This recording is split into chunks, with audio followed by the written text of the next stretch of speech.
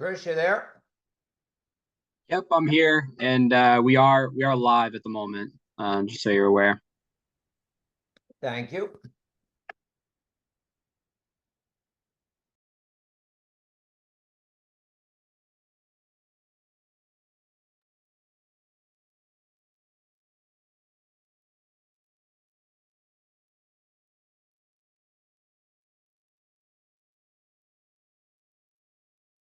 Pull you in as a panelist.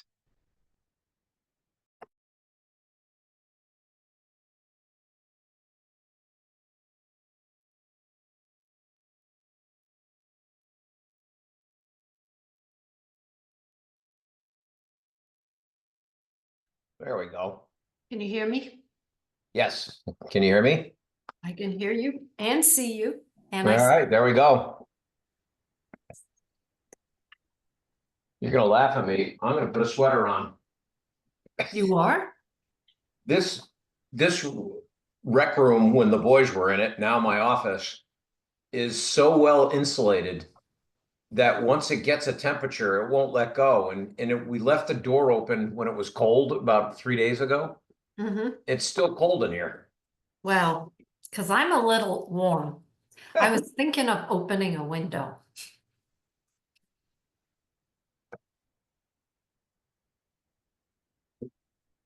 There. So, Chris, you're recording all of this banter? You're on mute. mute. Oh, okay, yeah. So just so you're aware, we are live. So Okay. I guess I can pop. Good evening. Welcome to the Board of Selectmen meeting on November 6, 2024. Keep in mind it is Wednesday tonight and not our regular Thursday meeting. So following the guidance issued by the Commonwealth of Massachusetts in 2023 regarding open meeting law, we are conducting this meeting remotely utilizing the Zoom video conferencing technology.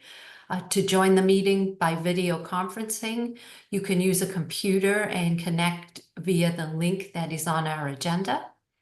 Otherwise, you can also participate in this meeting via phone, so you can dial in and there's a number there as well.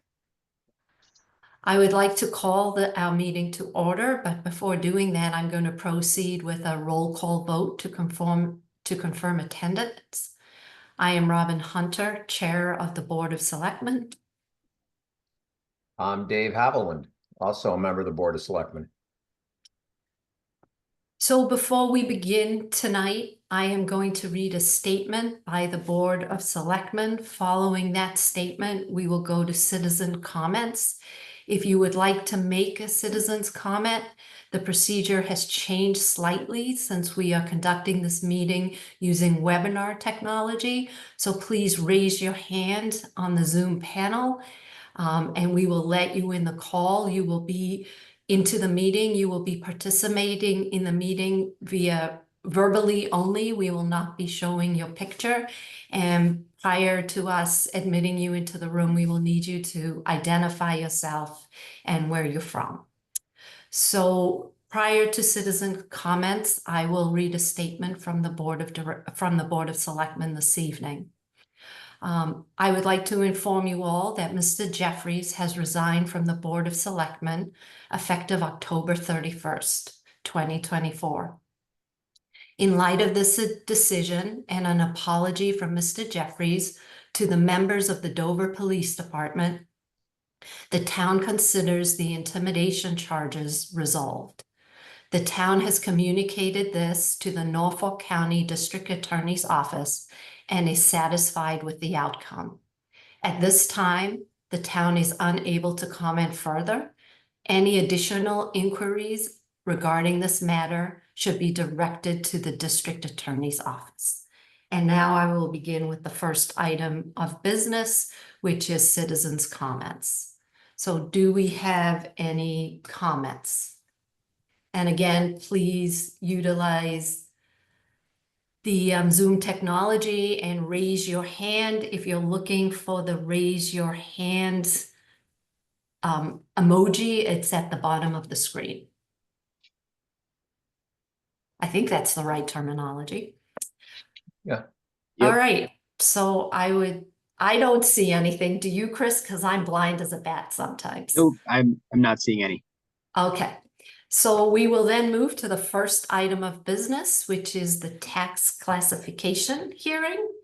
And we will, the town assessor, Amy Gao, will be making a presentation. So I guess we have to let her in.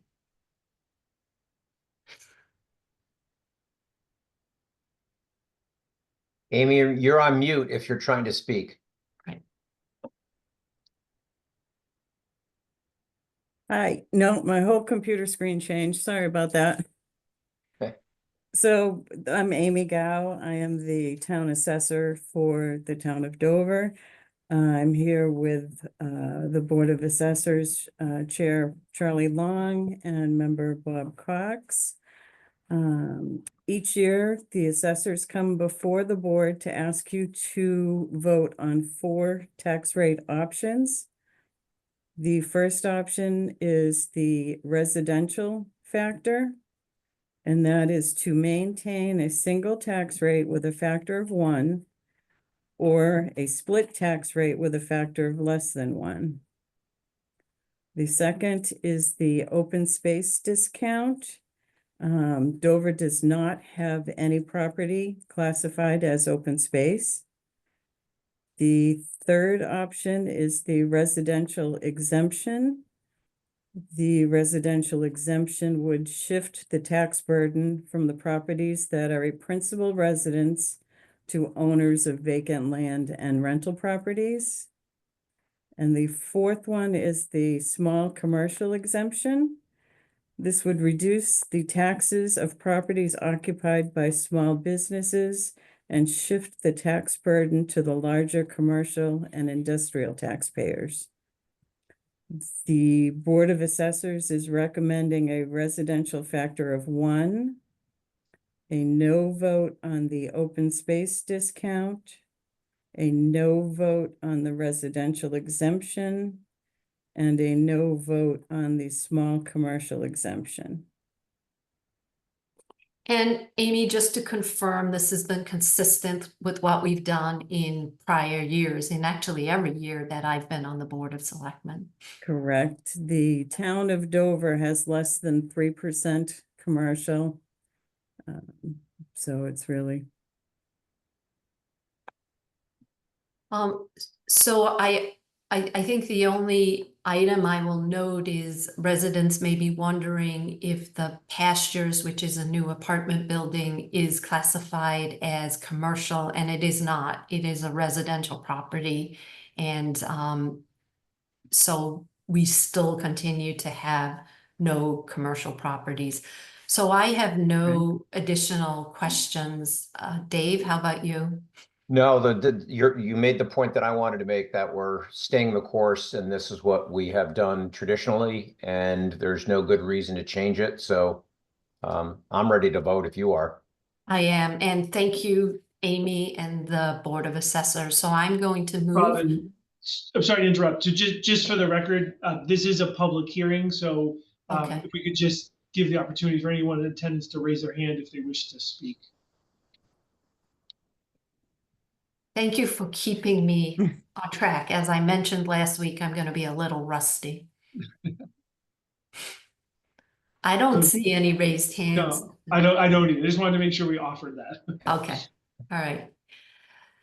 So I move to approve the recommendation of the Board of Assessors for a single tax classification residential factor of 1 with no open space discount, residential or small commercial exemptions. Do I have a second? Second. All in favor? Aye, Robin Hunter. Aye, Dave Haviland. So thank you, everybody. And with that, we will move to the next item of business, which is 1.2. And it's a discussion and vote to adopt the Sustainability Committee charge. And I did not hear from Anna. Do you know if she... She had, I talked to her earlier today. She does plan on attending, so So We why might wanna don't give we, her a minute. why don't we go to item 1.3 and then we can go back? So I think we might also hold on that because I don't see anyone. I don't see anybody on the either. personnel board. I do I- see Eversource here, so perhaps we could go to 1.4. Okay, all right. So why don't we do that? So we are skipping and we will go back to item 1.2 and 1.3 of the agenda. But for now, we will go to item 1.4, which is a presentation by Eversource regarding electric underground cable modernization project. And we have two community relations Jared specialists. Blandino's here. Chris, if you want to move him in. And he can let us know if anyone else should come with him or not. And we can move Amy back just to clear the screen. Good evening. This is Jared. I do have two other members from our team, Ian Kia, as well as Brandon Caliendo. If they could be also unmuted and allowed to speak as well, that would be appreciated. They're on their way. Great, thank you.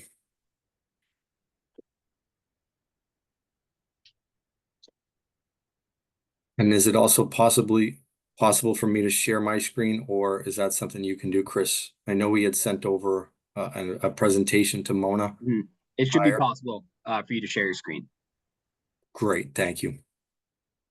All righty, I'm going to do that now while you're bringing them up as well. So Jared, would you like to introduce your team quickly? Absolutely. Thank you very Okay. much, Madam Chair. So my name is Jared Blandino. I am a community relations specialist for Eversource. My role with the company is to be a liaison, working closely with municipal officials. So I work closely with the town of Dover on many items, on day-to-day issues, but also for this particular project, I work as kind of that conduit to pass information about what we have upcoming regarding this particular project, as well as myself. I'm joined by Ian Kia. He works in our project services group, which is also part of our outreach team. They typically work closely with direct residents and abutters. They also present these projects to our town leadership in partnership with myself. And Brandon Caliendo is our project manager. So he's going to be the one overseeing pretty much everything from start of this project regarding any work that's happening as we see this through. I just briefly want to talk about the underground cable modernization program. This is an initiative that Eversource has done and is continuing to do throughout our territory where we have underground transmission lines. This particular project, which we introduced to the town back on September 4th, we had a meeting with Chief Vinci, Chief Wright, and Kevin McCabe from the DPW, just kind of explaining what we're doing, trying to gather feedback from town officials. And then we also had a follow-up site walk down so they could get their eyes on where this particular project is going to be happening. And as you can see, it says Dover to Needham. We're going to go through kind of a mapping as well as an overview of the project and a timeline. And we're here to answer any questions, get any feedback. And this is really our time to work with our municipal partners to see if there's things we can kind of change or do differently before anything gets kind of moving through our permitting process and other outreach that we do with local residents. So again, we appreciate the time. I am going to pass it over to Ian. He's going to kind of run through the PowerPoint with you guys. Yes, hello everyone. Can everyone hear me? I'm having some issues with getting my video up. We can hear you loud and clear. Okay, great. Apologies about the video. Maybe I'm too used to Teams. But thank you all for having us tonight. We appreciate your time. We know that with select boards, there's a lot going on towards the end of the year. So again, thank you for fitting us in. Just a little bit about the underground cable modernization program. This is a proactive approach by Eversource to modernize our transmission lines by replacing um, older older transmission lines and bringing them up to date and with new technology. A couple things before I dive into this. I think the first part of it is, what is a transmission line? A transmission line brings energy from the energy source to substations. The substations then break down the voltage, lower the voltage of that energy, and then that goes to the distribution, which are the poles that you'll see in your neighborhoods and businesses. That then tie into the commercial and residential needs. So the transmission lines play a very critical part in ensuring the energy goes to the substation, so then the voltage can be broken down and lowered, and then go to those needs for residents and businesses. So a couple things that we see as big benefits for the underground cable modernization program, as we like to call UCMP. And unfortunately, we love using acronyms. So we will have a couple acronyms here. I'll try and spell them out for you. The first big improvement for us that we see in this is replacing the existing pipes, which are HPFF, high pressure fluid filled, with cross-linked polyethylene. This takes out any fluid within the cable, and that's a big improvement for us because there is a river crossing here near the Charles River. So it eliminates the risk of a potential leak over time and ensures that any fluid does not seep into soil. So it's a great improvement with the XLPE technology. So the environmental part is the first benefit. The second benefit is more market availability. HPFF, high pressure fluid filled, the existing line, is more limited in market availability in terms of spare parts, particularly with the current manufacturer. And so the XLPE would allow us to have more available parts, particularly in when doing restoration or maintenance on the line. And then the other part of it would be reducing failure risk in densely populated areas. As we all know, the Boston area, particularly towns like Dover, Needham, are growing.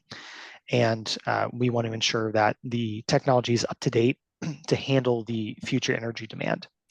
The other part of this is improving speeds for restoration. The new lines would allow us to get to the pipes a little bit easier and are able to be controlled in a manner where we can get restoration up and going a little bit quicker. And I think the third final improvement for us is the capacity. The new XLPE lines would be able to hold the capability to distribute more energy than the current HPFF lines. This aligns with the Commonwealth's 2050 climate goals and ensures and assists with electrification goals overall. Next slide, Jared. If there's anything that we take from today on this project, this is the one slide that you can reference. It's the project necessity, the solution, the project area, and the timeline. I promise you, we do have a map of the route on the next page, so I will get to that very quickly here. But the one thing I want to mention is that these lines do date back to 1967. So we do want to take a proactive approach in bringing these lines into modernization and to, again, accommodate that future demand for the town of Dover. And just in terms of the work area, the proposed route runs between the Eversource substations in Westwood off Westfield Street, right on the Dover Westwood town line, and off Chestnut Street in Needham.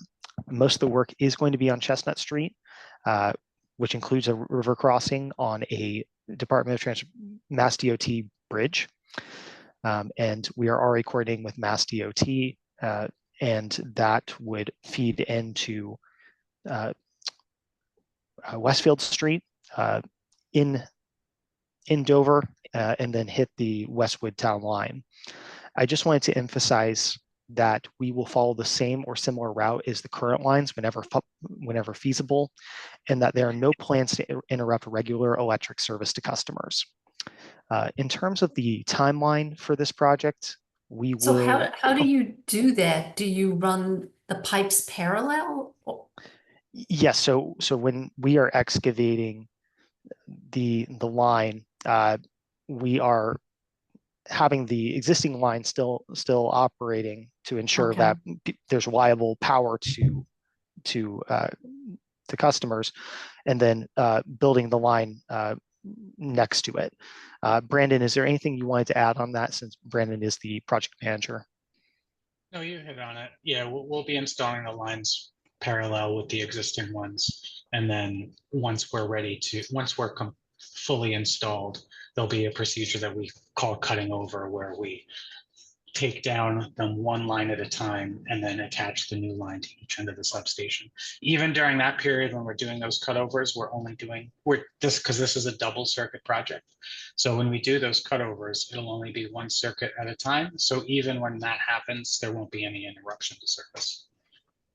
And then are there special procedures that you put in place given the environmental risk of the HPFF lines? In terms of do you mean in terms of when we remove the old lines? Right. Yes. So actually, at the substation on the Dover Westfield line, there is a pump station.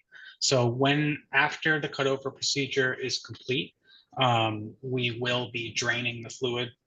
Most likely, we'll set up a tank at the Needham station side, because the Dover station side isn't big enough.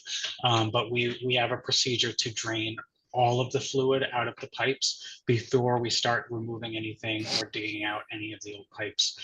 So that'll be removed, and we'll even likely send a CCVT camera through the old pipes to double check the integrity, make sure we didn't miss anything, because we do not plan to dig up the roads to take out the old line. So we're only going to be excavating for the new line. Okay, so you're going to leave the old line in place, but remove the fluid from the line. We'll be removing the fluid and all of the cable itself, all of the copper cable inside, so it'll just be an empty conduit. And then with the camera, we're going to check the integrity. So if the integrity is not good, we're going to use what's called flowable fill concrete to just fill it in, so there's no risk of that collapsing. And if the integrity is still good, then we may leave it open as a spare. So in the future, if we ever need to add a new circuit, we won't need to dig up the road again. Okay. Just out of curiosity, what's the diameter of these pipes? So each circuit consists of 3 phases. Okay. And we're doing a double circuit. So it's 6 phases, and then you have some communication wire and all that. So that's all encased in one large 48-inch diameter pipe. Okay. It's a lot bigger than what I was thinking. Okay. Yeah. Each phase is about 8 inches. But it's because of all of the different wires and multiple phases, it's just encased on one pipe. Yeah. Okay. That explains why you need to fill it in. And Robin, you keep asking all the questions I want to ask right before. All right, I'll keep my mouth shut. You can ask the next question. This is fascinating. It is. It's like, but yeah, the environmental is going to be well taken care of and pulled out. And even if there was a leak, it would still be encased in that 48-inch pipe, right? The new technology that won't have any gas or fluid in it at all. So the environmental risk is almost nil with this new technology. No, I'm sorry, I'm removing the old. With the old pipe, yes. Yeah. It's going to be heavily monitored. Yeah. But even if there is a leak, it's still going to be contained within that 48-inch pipe. Correct. Yeah. Okay, thank you. Yes, so going to the schedule part, the current schedule that we have for this is filing in Q4, more likely Q1 of 2025. This would be a filing with the Department of Public Utilities likely.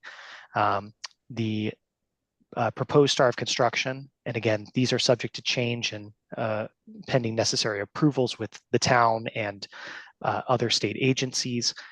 Start of construction would be about Q4 of 2026, with an in-service date of Q3 2029. I do want to emphasize on that timeline that there are likely moratoriums that we would need to comply with. So that's not a 3-year continuous. It's more of a depending on the season. And then I also did just want to point out that we work in sections, so it's not the entire road being done at one time. It's doing sections as we go and backfilling as we go as well. The sections are we average about 50 feet a day. Is that approximate, Brandon? We expect to do about 25 feet a day. 25, apologies. So about 25 feet a day. And then the next slide has the map on it of the route. And as you can see on the left, there is the Dover side of the route. It's a little bit shorter than the Needham. I would say it's about a third of the route. But as you can see, it's primarily one street, while also just that intersection there. And do you envision when you do this having to making Chestnut Street and Westfield Street one lane while you're digging up? So in the typical traffic management plans that we do, it's single lane alternating traffic, but it Okay. depends on the town. Okay. Depends on the emergency vehicle access. So we would be very hand in hand with Dover. We've already, as Jared mentioned, had some talks with police and fire about how they'd like to see things. So Okay. we would work with them before we have a finalized traffic management plan. Right. I mean, that's a busy road with emergency vehicles because of the hospital. There are a lot of Yeah. ambulances, you see. Yes, and Yeah. I did. Oh, go ahead. Yeah, sorry, Ian. That was definitely something that we've discussed with both Chief Vinci and Chief Wright. So, and the Right. same thing with Needham. We understand that this is, a fairly busy area, that we need to keep open and allowing traffic through. So, all communities involved will coordinate, as Ian mentioned, the traffic management plan with all of our police and fire. We even spoke with Westwood as well regarding this. I think they do have a bus route that does a turnaround in this area, so Right. we're looking at every angle. We don't want to, be a headache to anyone when this is happening. So we do look at everything, and it's great to have feedback from town officials on it. Yeah, and one great example of this is the school starting after a certain time sometimes helps with reducing the congestion, particularly for school buses and commuters. I know there's a number of commuters that use that road, such as a 9 a.m. time. So those are considerations that we want to bring into the table and go over the town with in detail. I'll certainly appreciate all the planning. I think if you put a lot of thought into the planning, it's going to go as smoothly as possible. And then the next slide, Jared. Sorry, let me get this back here. No worries. This right here is a enhanced timeline. So if you just wanted to see where the timeline's going, this is good to see that. I did just want to make a point on outreach. I'm going to talk a little bit more about outreach on the next slide, and that would be the next to final slide. Outreach really is not having information in open houses every month of construction. It's more of responding to hotline inquiries from residents. We have a 24/7 hotline, call and or email for residents so that we can handle those abutter issues and or abutter concerns. I respond to that personally. We try and strive for under 24-hour response. So just know that outreach length is really related to ensuring the hotline is open all the way until we are completely done with the project. And then the next slide does touch on outreach. Okay.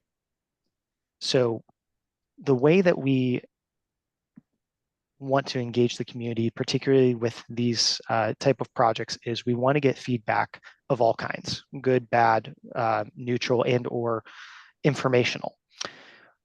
This starts right here with talking with the select board and having these conversations with the town, and then going to community groups, and then going to direct abutters along the route.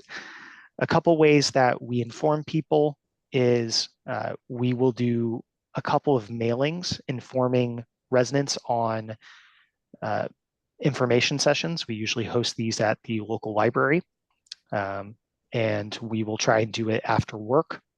We'll also have virtual sessions. So if people don't want to come to the library, they can come in virtually.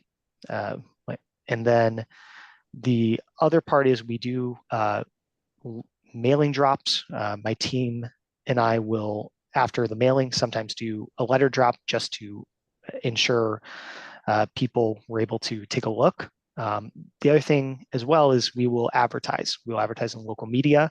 We will get on newsletters in the local region, and we will work with community organizations such as the Charles River Watershed Association and the Charles River Regional Chamber to get the word out about these information sessions and open houses. The one thing that we found very successful is when we have members of the select board at our open house.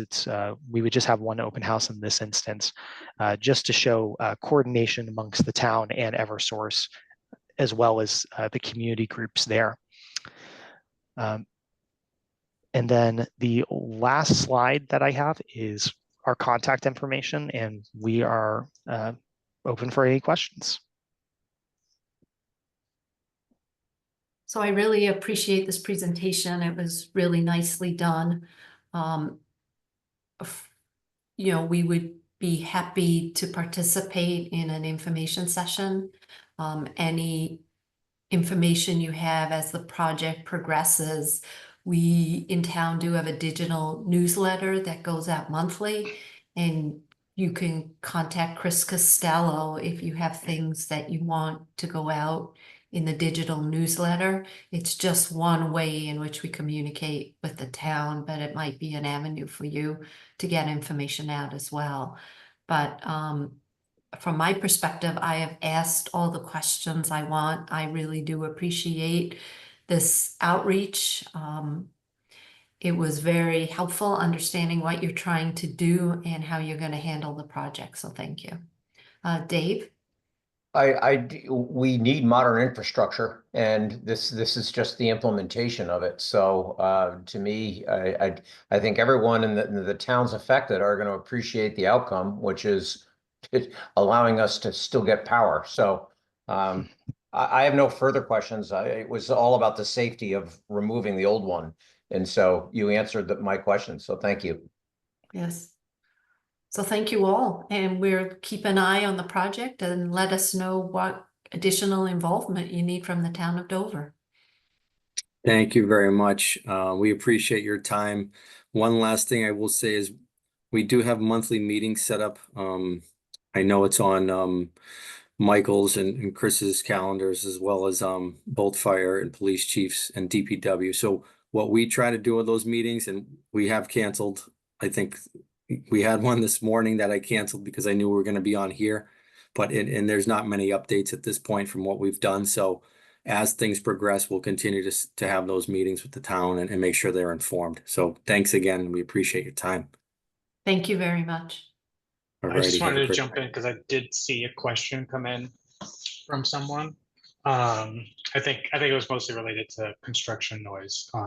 So I did want to point out one thing we did talk to the chiefs about, and that we need to be very cognizant of is construction moratoriums, especially if there's our bus routes.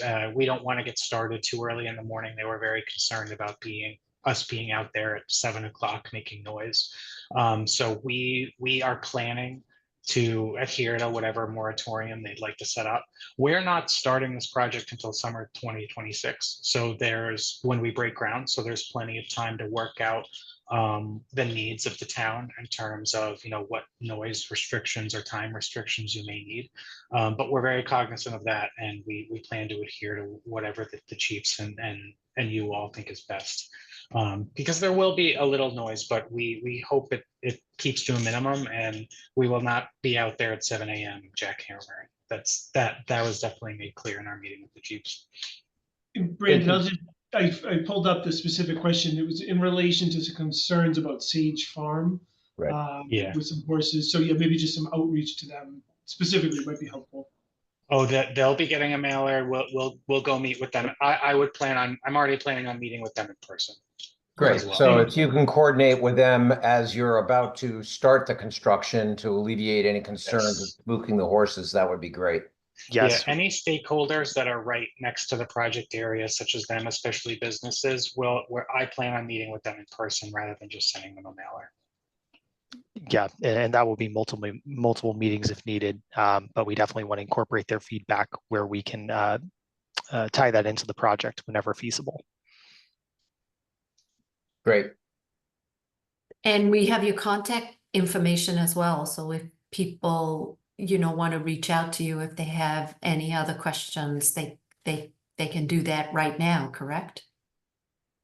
Absolutely. Absolutely. They Okay. can reach out. They can even reach out to the hotline if they want to. We should have a project website up and running soon. So Okay. it'd be a one-stop shop for everyone, downloadable one pager.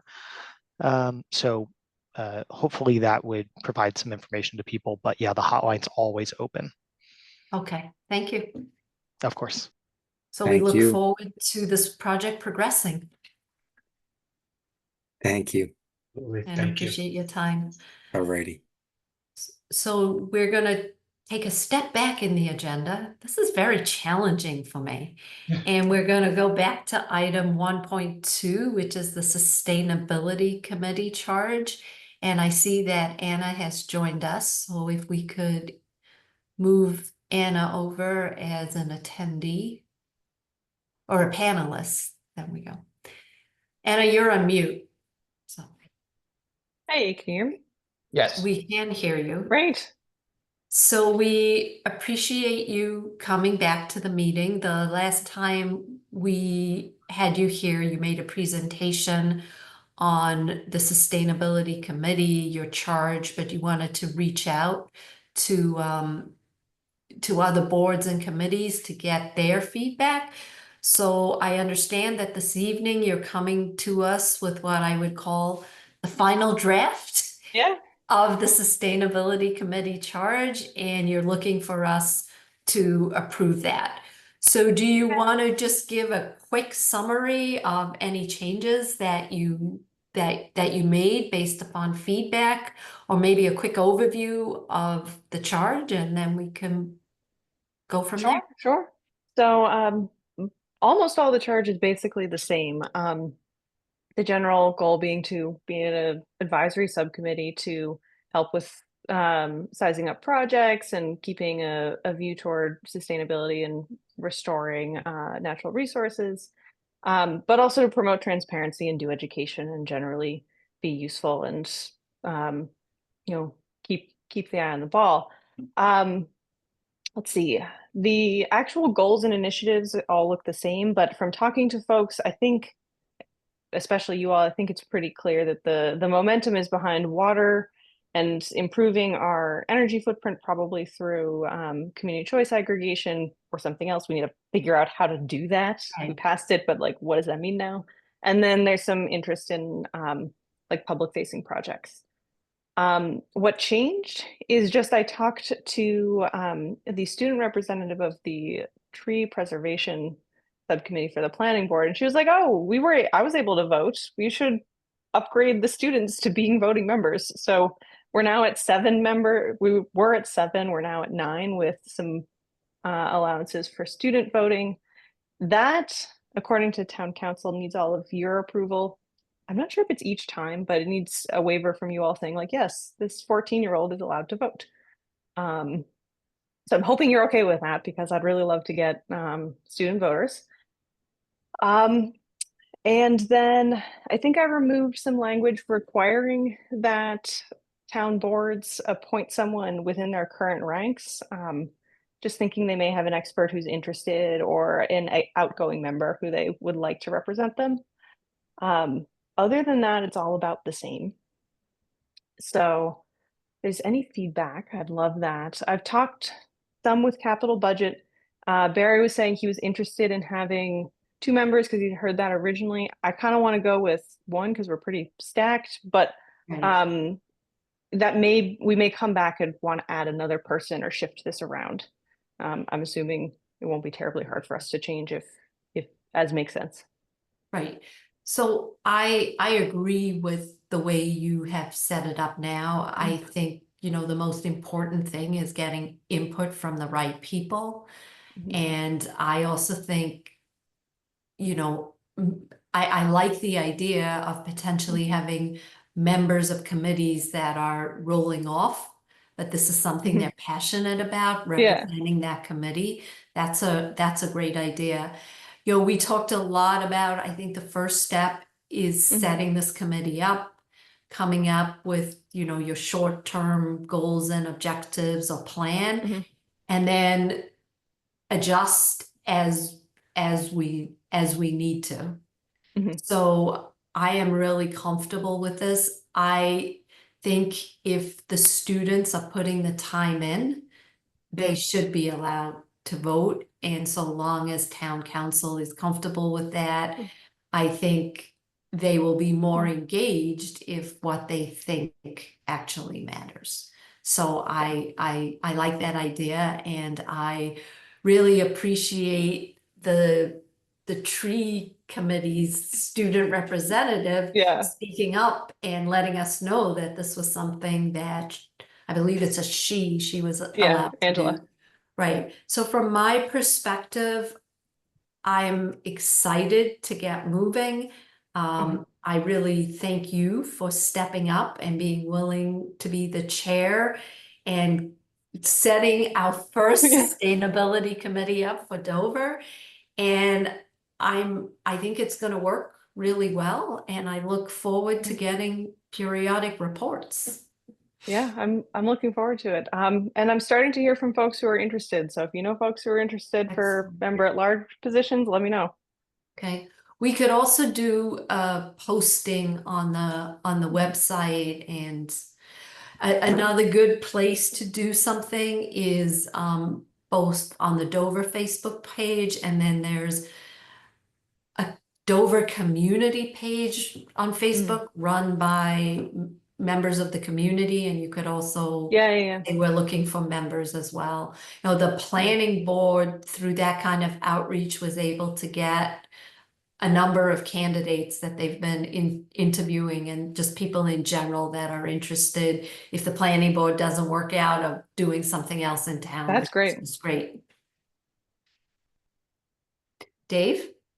I would, again, assuming Nina's okay with it, encourage the kids because arguably they have a greater stakehold in the future and sustainability than we do. So I like giving them a voice.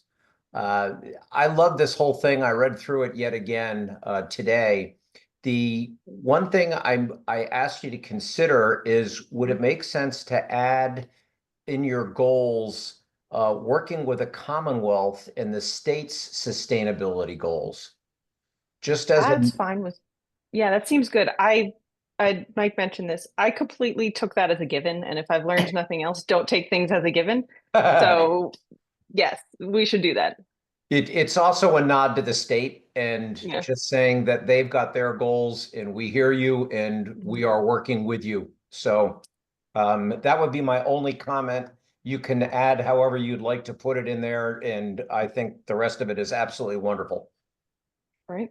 I think that's a great idea, Dave. So what I'm going to do is I'm going to move to approve the Sustainability Committee charge as amended to include the Commonwealth of Massachusetts' goals as one of our goals as well.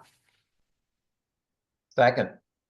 All in favor? Aye, Robin Hunter. Hi, Dave Haviland.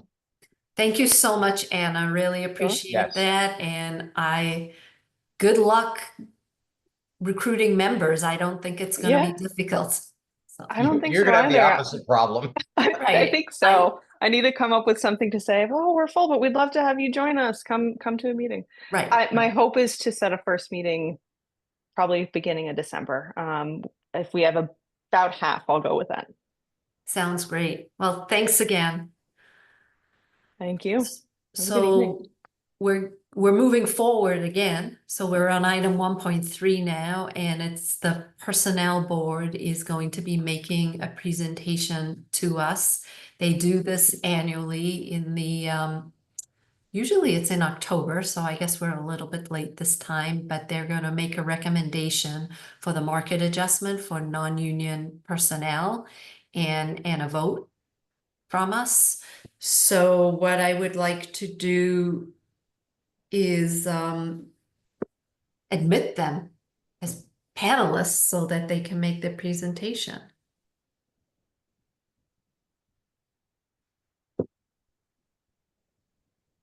And I would also like to note that our HR director, Robin Tassino, is also joining us.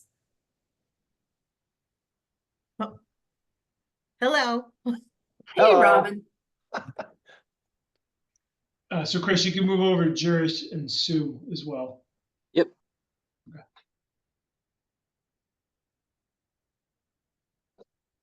Hi, Sue. Hi, how are you? Nice to see everybody. Nice to see you too. First of all, thank you for having us on the Board of Selectmen agenda this evening. We appreciate that and look forward to talking with you about our recommendation. So I am going to share. I think I did it. Can everyone see this? No. No. All right. Try hold on. again. Okay, let me try again. Share. Oh, I think.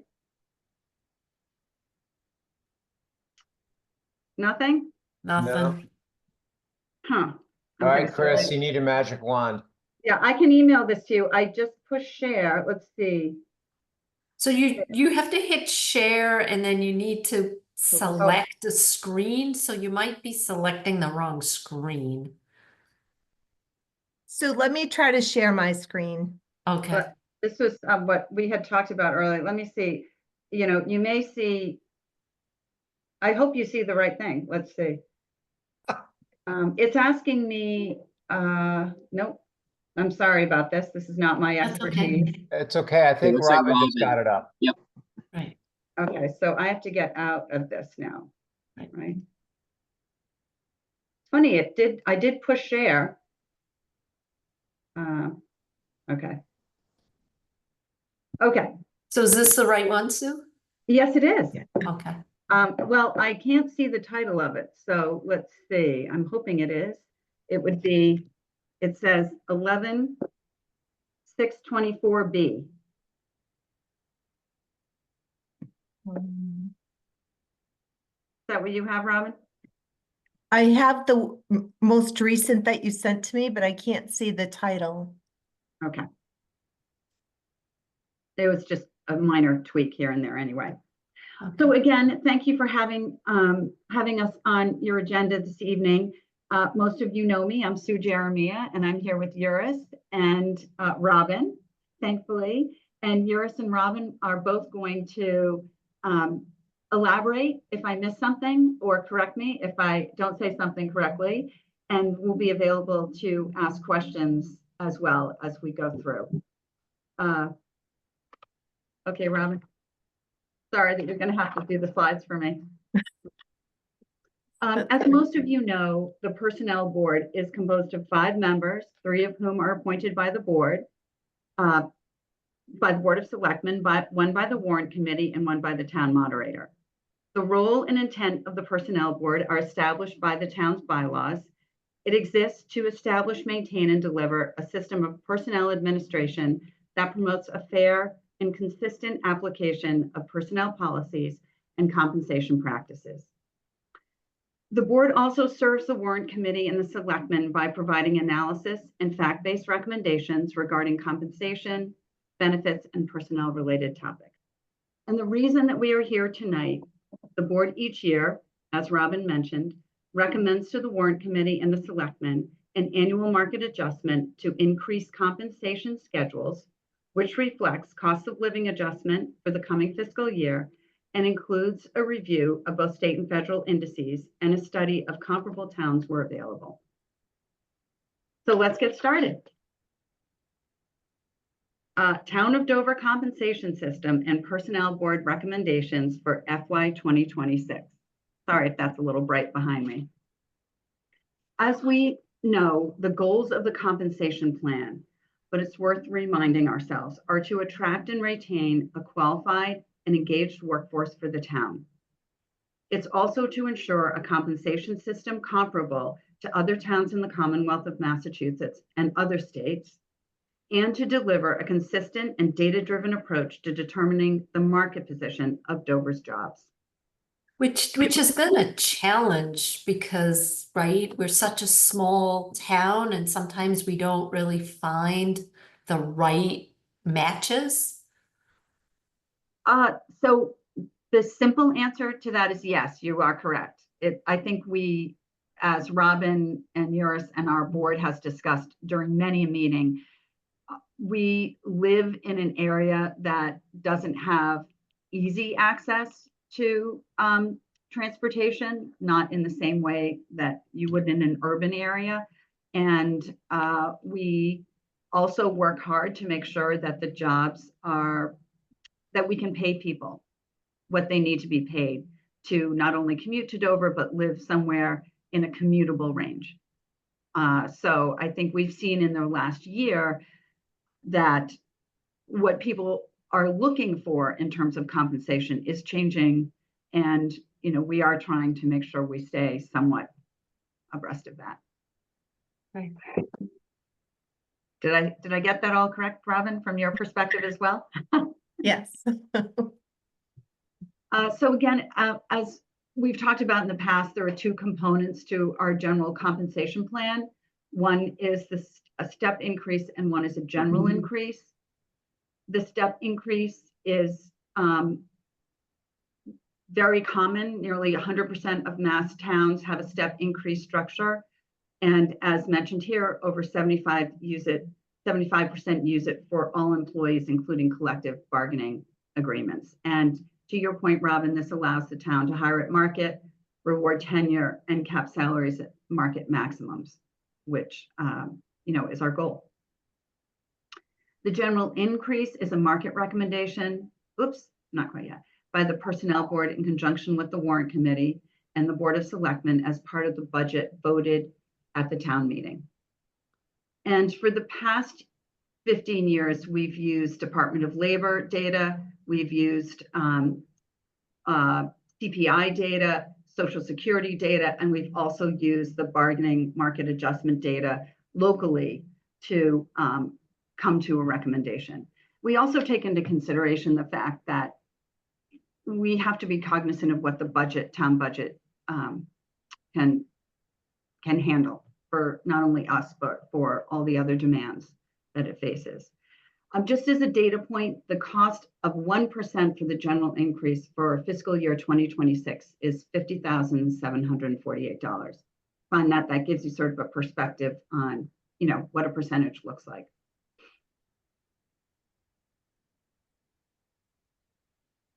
So having said that, this is just a look at the significant portion of employees that in fact do benefit by the general increase that we're talking about tonight. So non-union management, professional and admin there are 67 of those approximately in the townhouse. And then the other population impacted by the general increase are the non-union fire department. So, a substantial number of people benefit from the general increase. So this is the slide with the smallest print on it. This chart gives you an idea and illustrates the estimated cost based on the level of increase. So 1%, 2%, 2.5%, and 3%. 1%, as mentioned, is $50,748. 2% is double that, 100,000 approximately. 2.5 brings you to 126, and 3% brings you to 152,000 and change. And given that we're looking at both sides of the coin here, I think it just, again, puts it into perspective what these percentages look like.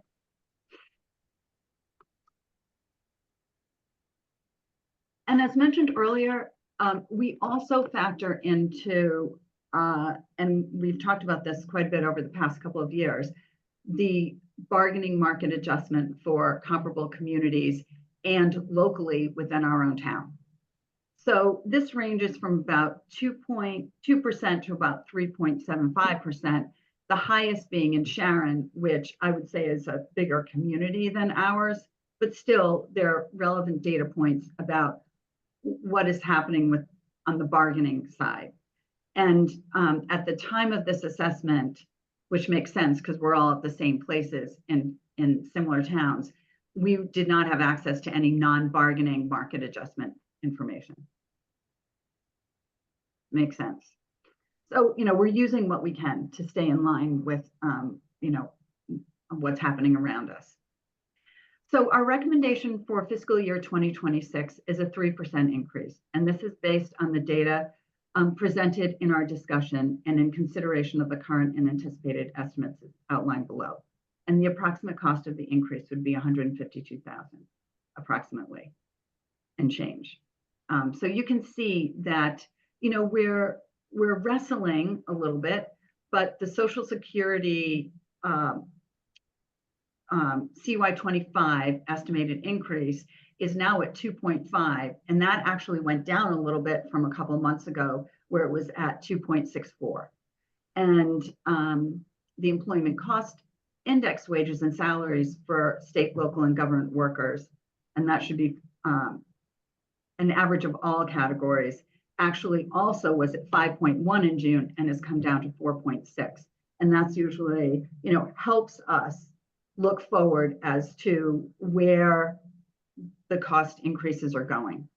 And as a result, and particularly taking into consideration the bargaining market adjustments, we are recommending, again, 3% this year.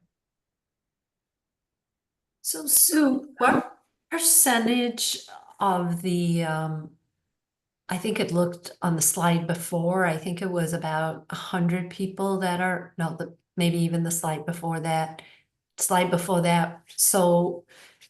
next one. When it showed the number of people in town that are impacted, so it's about 110, I think. So what percentage of these professionals also get a step increase?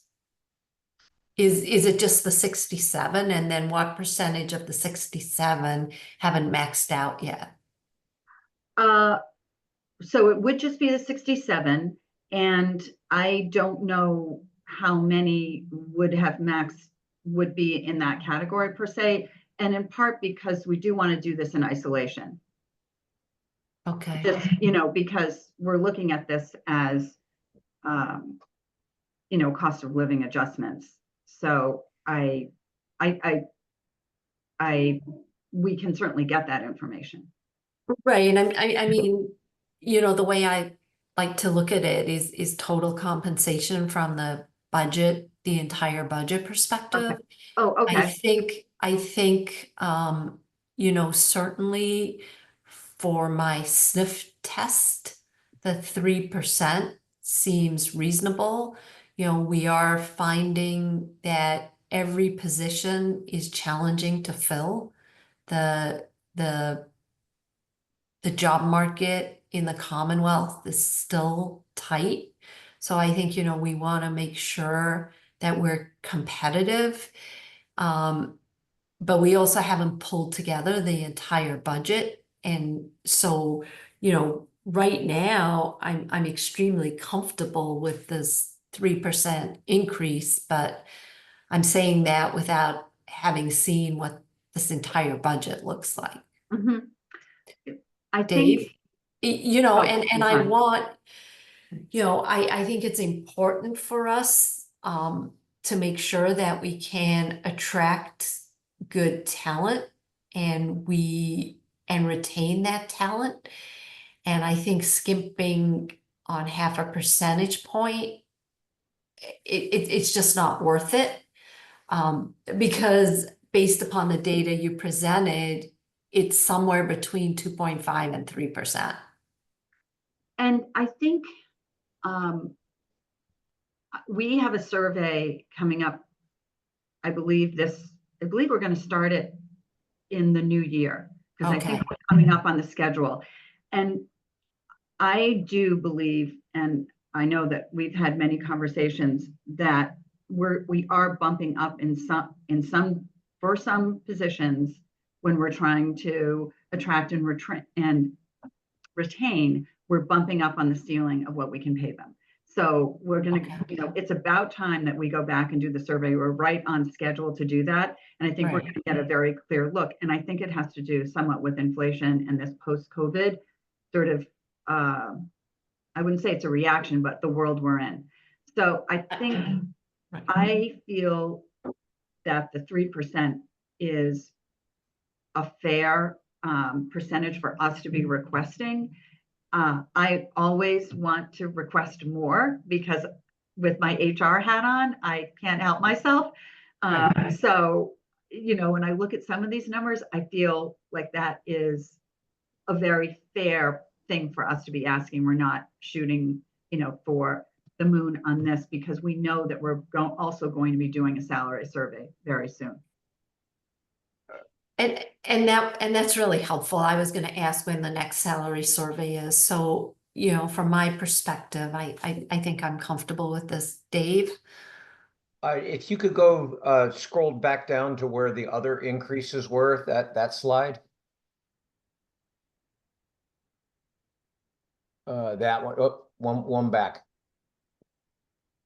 Two back, maybe? Right now, right there, right? Oh, Nope. sorry. So the small print slide? Okay. no, the one after that one. The next one, I knew. That's it. Right. So, so you can see what the other towns are doing, and then overlaid with what the state is doing, Boston CPI. I think this is being responsible to the town, but also responsible to the people who work for the town. And that's the balance you're trying to strike. And I totally agree with Robin that because you're going to be doing a salary survey, any inequities are going to get fixed in the nearer term, or at least identified in the nearer term, so we can move forward with that. So I'm comfortable with a 3%, Robin. I think that's the right number based on everything that's been shown to us. I do too. So I'm going to move to approve the fiscal year 2026 increase in compensation of 3% for the town's non-union staff as recommended by the Personnel Board. Second. All in favor? Aye, Robin Hunter. Aye, Dave Haviland. Thank you, Sue, and the rest of the board, and Robin. This was a great presentation. And continue, we need to continue to do what we're doing, because it is important not only to hire good talent, but to retain that talent. Because the most expensive things for organizations is the cost of replacing good talent. And I do have to say that we've spent many, many hours in looking at exactly what you're talking about. Where do we have to be, and how do we get there to attract and retrain and attract and retain? And I have to say a huge kudos to Robin, who's really providing so much HR data from the town, which is really helping us as a personnel board, and your expertise and your wealth of just sanity around a lot of this. How about that? Thank you. So keep your head on. So anyway, we really appreciate her, and we appreciate all of you. So thank you for being patient, and thank you. Thanks a lot. And I was going to give a shout out to Robin as well. Again, I think just adding this position has been so beneficial to us in so many different Oh. ways. Life-changing, Right, life-changing. right. Well, I'm not gonna be able to fit through the door tomorrow. Well, that's Mike's problem. And Mike is great too. I just have to Right, say. exactly. Thank Thank you. you so much. I appreciate your you. time. No worries. Have a great night. Bye. Yep, thank you, Bye. everybody. Bye now. All right, so now we've already taken care of item 1.4. So we are going to move to item 1.5. And it's a good thing I had a sip of water because I guess I am the presenter here. So for item 1.5, it's more of an administrative agenda item. Some of it is due to the reorganization that took place at our last meeting. So there, right now, given that there are two of us on the Board of Selectmen, before I move to make some of these appointments, perhaps we should have a discussion about some of the committee liaisons. So I think, you know, what we're gonna do is appoint the assistant treasurer collector and assistant collector payroll coordinator.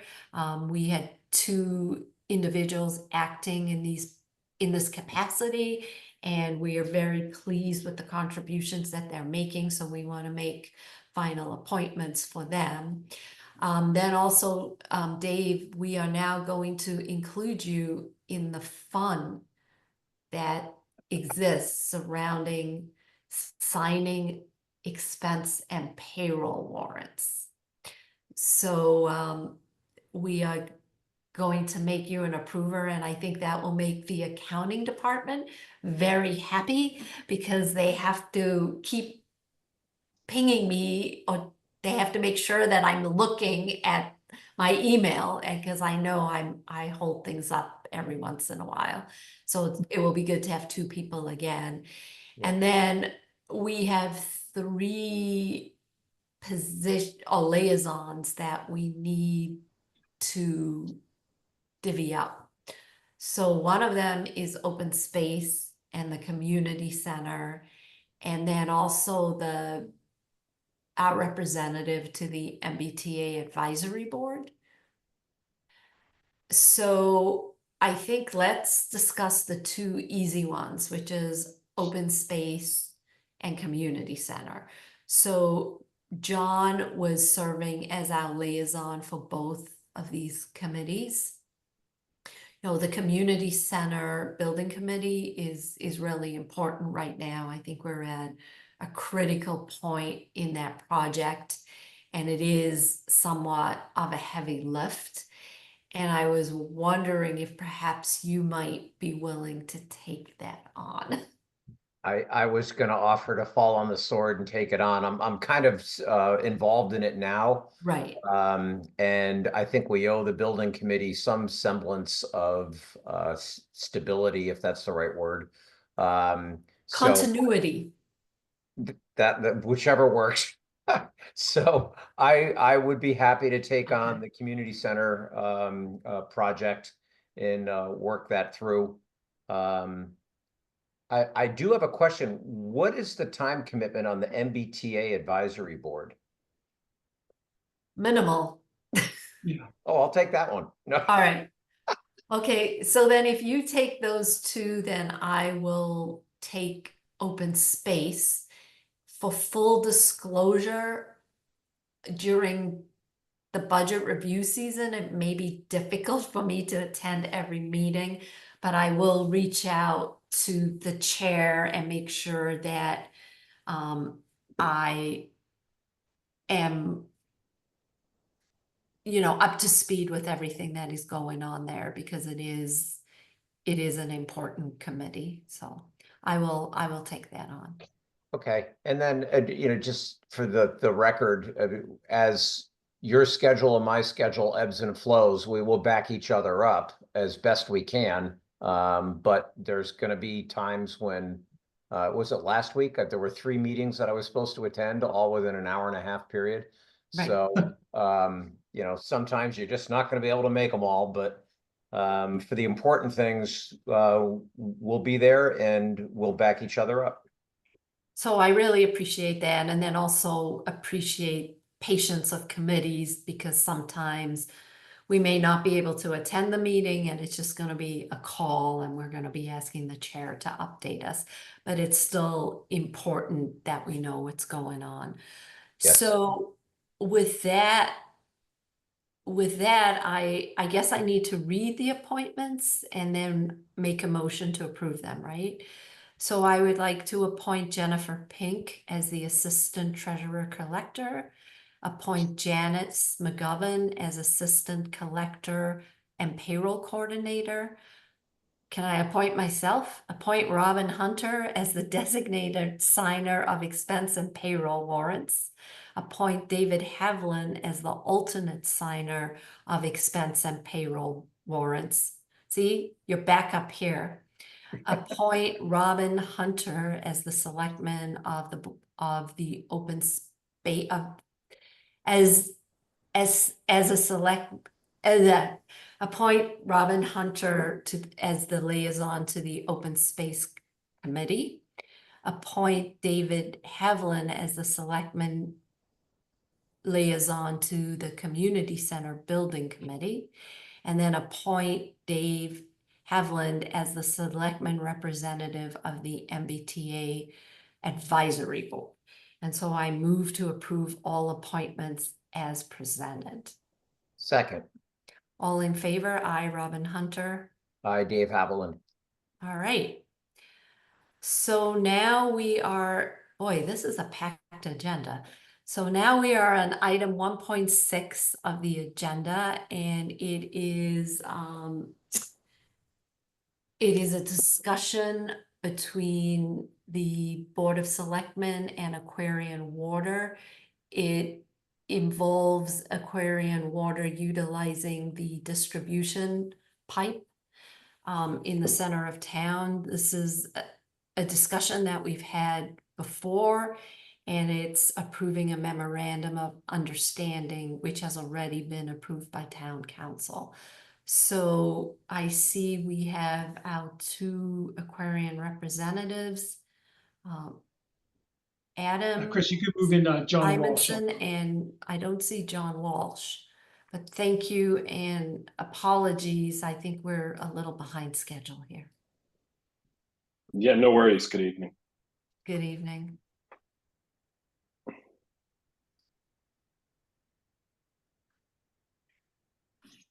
So do you guys have a presentation, or you're just going to make us provide a summary? No, we don't have a presentation. And I don't know, Mike, it was the Board of Selectmen provided with the MOU? Yes. Yeah, so just You got a Adam, copy of the MOU, right? yeah, and as Robin mentioned, but just to add a little context, so this MOU we've been working on for some time. As Robin mentioned, town council has reviewed and approved it, but you know the essence is, as Robin said, is what it does is it provides a way that the town can agree to open an interconnection from our system to the Aquarian Springdale Farms water system. I'll let Adam and John explain the why of that. But then it also gives some indication that the town, while it doesn't hold us to this, our intention to pursue the disposition of our water pipes in our downtown area. As some community members know, some are a little confused. We actually don't provide town water. We don't have a town well. We do have some town-owned pipes, but we simply in one end take in Aquarian water and the other end deliver it to customers. So we're essentially a delivery service, and we have an interest in getting out of that business.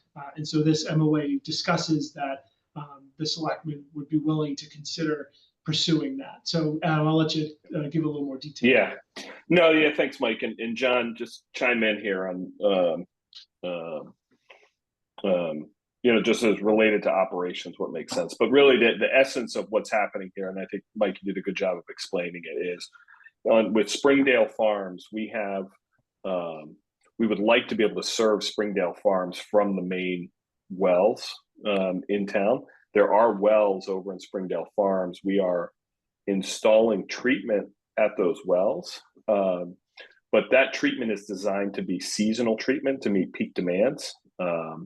And it's a much more cost-effective solution to simply utilize the interconnect in the town pipe, that the town-owned pipe that's there. So that's sort of part one of the MOU, is granting us the ability to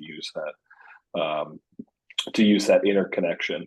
And then secondly is just laying out the intention that the town's going to put a bid together to comply with the Massachusetts laws around disposal of assets, and that we would intend to bid on that and to essentially purchase that town-owned pipe from there, and essentially unify it all into one water system, which vastly simplifies operations for everybody.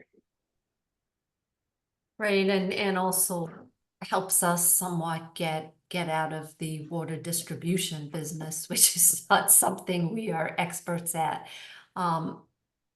So I do recall the conversation that we had, I think a few months ago. There is a question. Oh, never mind. It doesn't relate to this. I was gonna, and Mike, I know, I'm sure Aquarian has been working closely with our water superintendent, Carl Warnick, and he's reviewed this and has no issues with it as well. Yep, with the only caveat, and I sent the board a revised motion today. Carl, myself met with Adam and John by phone this morning. And we do have a revised motion to approve the MOU contingent on some testing that we think is important, just to ensure that any of our customers don't experience any sort of lack of water pressure or flow, due to the interconnection being open. So if you are ready to vote, or when you are ready, I would ask that you just reference that motion that will provide that protection. Okay, and I did see that. So I do not have any additional questions. Do you, Dave? No, we talked about this extensively Right. at our last meeting with Aquarian. So this is just the MOU saying, all right, let's move ahead and get this done. Yep. Right.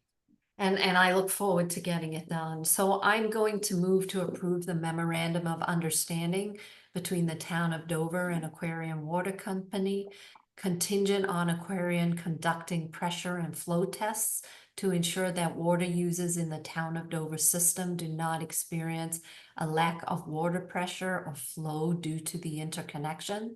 These tests should be coordinated with the town of Dover water operator, Carl Warnick, with the results sent to the town administrator. Second, All in favor? Aye, Robin Hunter. I, Dave Haviland. Thank you. And I'm not sure if I gave Carl a demotion or promotion, because I did call him the water superintendent. Yeah, I'll be honest. I went with water operator. His title might actually be different, but we. Okay, so one of us gave him a. Congratulations, Carl.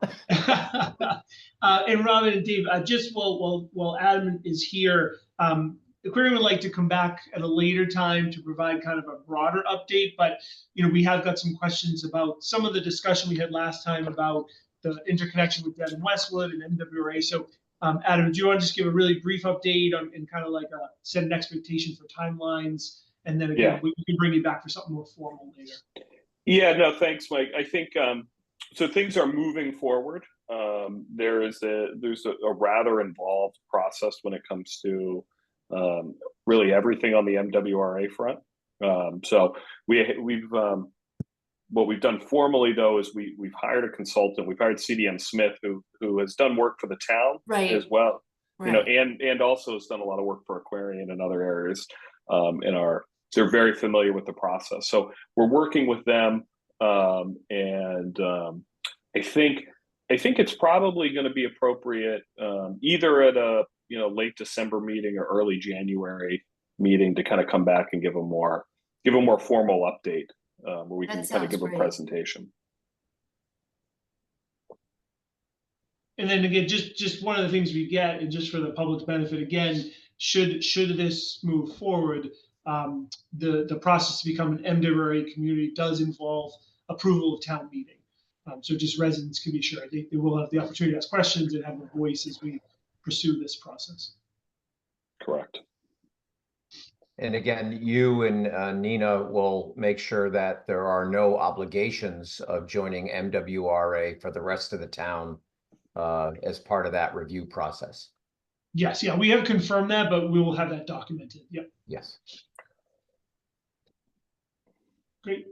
All right, well, thank you. Thank you. Thank you. Have a good evening. You too. Good night. Thanks, Sean. So the next item, oh, finally, it's not me, it's you, Mike, is item 1.7, and it's a discussion and vote regarding the Department of Conservation and Recreation, which is DCR, permit for the use of Snow Hills Fire Tower for radio communication. Yeah, so Robin, as you may recall, and I think this could have been before Dave was on the board, but the town, the selectmen have already approved some funding through ARPA for a police radio communications project, and you'll actually see we'll be touching on again in a minute. We thought it was important to do this first because without a permit, there's nothing to fund. So we're doing the permit first.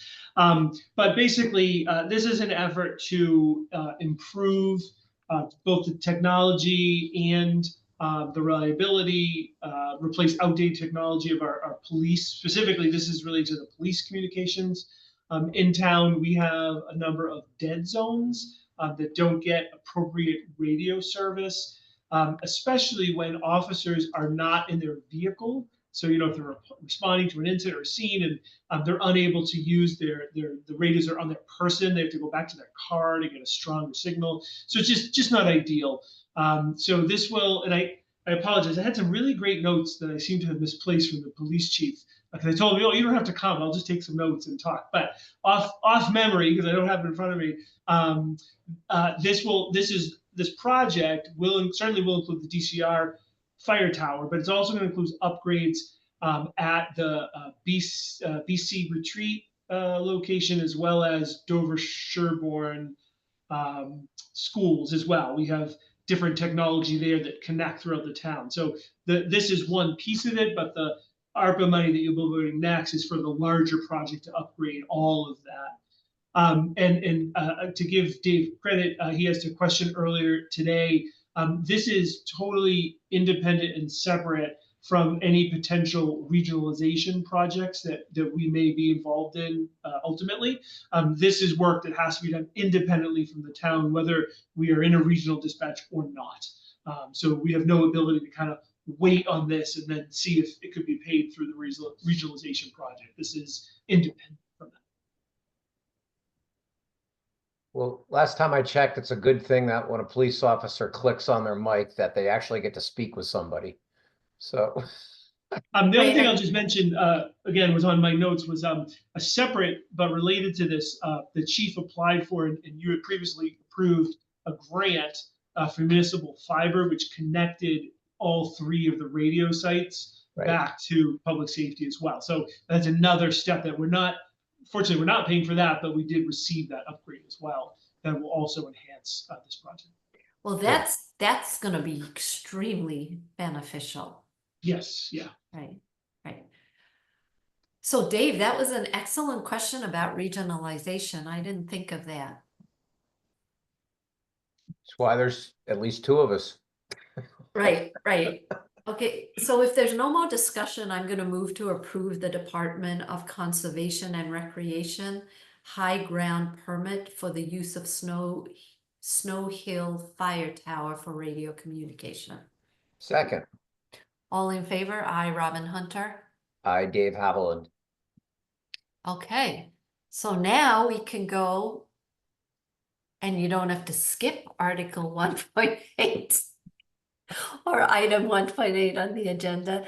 And again, this is a discussion and vote regarding ARPA funds. And I'm going to turn it over to Mike. Yeah, so in your packet, there was some information. I think the last page was a Excel spreadsheet that our interim finance director is keeping, just so you can kind of see what we're referencing. So, for the board and the public's benefit, we received two portions of ARPA money. Some were received by the county and allocated to us. And you'll see, this is the second half of the page, the bottom half. You'll see the various projects you have already approved, the money that was allocated, and we have a balance of 98 cents in the county money. And that's a good thing because with all this money, we have to have it fully allocated by the end of this calendar year, and then it has to be expended by the end of next calendar year, 2025. If we don't do that, the money goes back. So admittedly, we'll be sending 98 cents back of the county money. We got pretty close. But tonight, what we're referencing is the top portion. And there's two pieces. The first is a rescission of some money that you already allocated previously, specifically to a Kleinfelder, which was part of original water work that we did. We did move with a different provider, but that money is still, a portion of that money is still sitting there and we cannot use it. So we're asking you to rescind that. And then the second two votes are related to first to the radio communications project. You'll see a quote in there. The dollar amount we're asking you to vote tonight is $70,397.42. That is less than the quote, but that's because there's some money left from money you previously approved of $201,000. And so, and also a just over $32,000 vote as well from the county money. So we're looking to take the balance of what's left, subtracted from the 133, and we're left with that $70,000+. And then what we're asking you at this time is to just make sure that we do allocate the rest of that money. As the board knows, we've been working really hard to clean up some of our financial end of the house issues, and that involves consultants. We continue, although we're hopeful and trying to move forward with the process to interview and hire a finance director / treasurer collector. That is not complete at this time, so we will continue using consulting services. So we're asking you just to designate the rest of the balance at this time to our consulting services. Again, that will bring us into compliance for the end of the calendar year, but I will note we did verify we do have flexibility.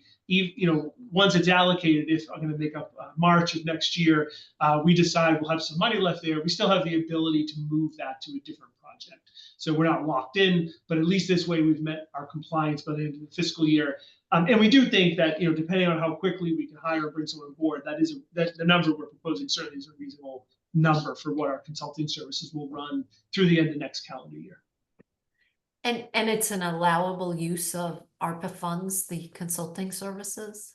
It is. So the money that the town receives directly is called revenue replacement. And you can essentially use that for anything you'd use your typical revenue for. Some of the county money had some related restrictions related to infrastructure and things like that. But this is free use money. Okay. So with respect to the Kleinfelder money, I was always so I'm assuming, these are funds that were appropriated at an earlier date.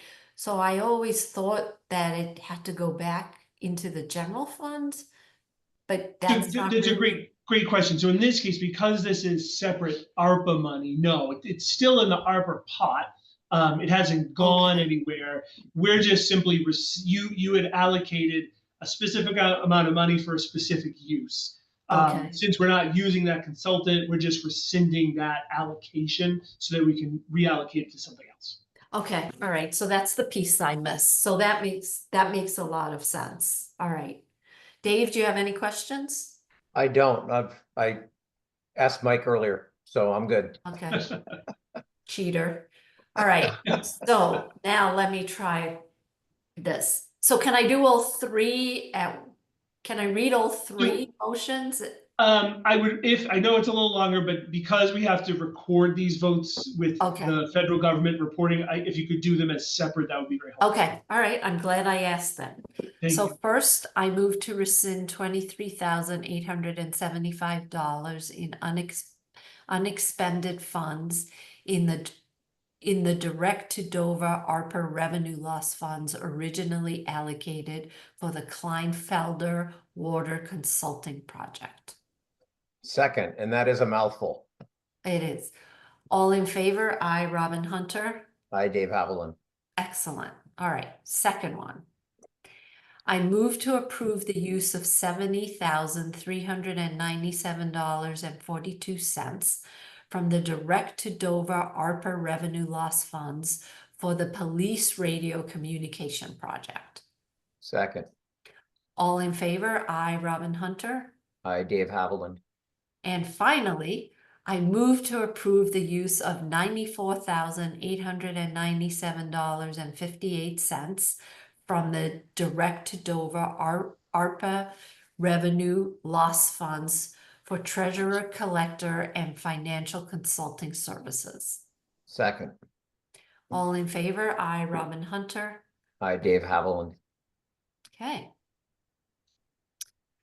Moving right along, this is an annual event. Dave, I'm not sure if you were around last year when we did this, but in November of each year, the Commonwealth of Massachusetts requires that Dover's package store and club liquor licenses be renewed. So we have two such licenses. One is for the Dover Wine Company, which is really Swami Singh Corporation doing business as the Dover Wine Company and the American Legion. And they have met the monetary insurance and inspection requirements, and the documentation will be submitted to the ABC, which is the Alcoholic Beverage Control Commission, so ABCC. So it's just an annual thing to renew these two liquor licenses in town. Do you have any Well, questions? I would not want to be the person that said no. Yeah, agreed. So then I'm going to move to approve the renewal of the annual retail packaged goods store license for Dover Wine Company for 2025. Second. All in favor? Aye, Robin Hunter. Aye, Dave Haviland. And then I move to approve the renewal of the club license for the George B. Preston American Legion Post 209 for 2025. Second. All in favor? Aye, Robin Hunter. Aye, Dave Haviland. Okay. And now, Mike, I'm going to return it over to you to provide an update on the board's fiscal year 25 goals and priorities. Have you had any time to work on these? Well, I appreciate that segue. So first of all, I was just going to mention, you got us back on track. We're actually 4 minutes early now, so that's good. But that's one of the reasons, and I appreciate Dave actually specifically asked that this be a separate agenda item at each meeting, because to Robin's point, that's exactly what happens, right? As we know, things happen we don't expect. Time gets sucked up on other areas, and then sometimes these goals, while very important, don't always get the focus that they need. So by including this on the agenda each meeting gives us a chance to kind of focus and say, hey, is there something that we could kind of tick off right now or really focus on? So I'll let Dave jump in a second on what he is suggesting is something we can start to implement right away. But, just quickly going through them for the public's benefit, the first goal in terms of public communication outreach, we had a really successful Dover Days, which we've discussed before, got really good feedback of your availability, and Chris and I availability being there. Chris is underway now, and you may have seen on social media with some website redesign. In fact, we're doing some focus groups, both internally with staff and externally as well with members of the public and board and committee members. So that's been going really well. Our communication plan is underway, so that continues to happen. We're starting to lay the groundwork for online permitting. The grant opportunity for that does not open until the beginning of next calendar year, but we're trying to work now to put some of the groundwork of our internal operations and how things work, so that when the funding's available, we're ready to move pretty quickly. And I mean, that's the hard part of this, delineating what your process is today. Right, exactly. And then making improvements to that process so that you don't automate things that make no sense to automate. Right, right. Yep, exactly. Chris, and I want to thank Chris, he's been working really hard on the electric aggregation RFP, which is the first step in the process of pursuing a municipal aggregation program. So we anticipate that that could be ready as soon as your next meeting at the end of November, so that we could start to bring that forward and see that come to fruition. And I think the timing's pretty good that we just created the sustainability committee, so they'll be very helpful in that process. As we've updated before, the rail trail project is kicked off. We're continuing to meet on that. The housing study task force. We can check one off. The sustainability committee has been created tonight, so that's one done. We'll move on from that.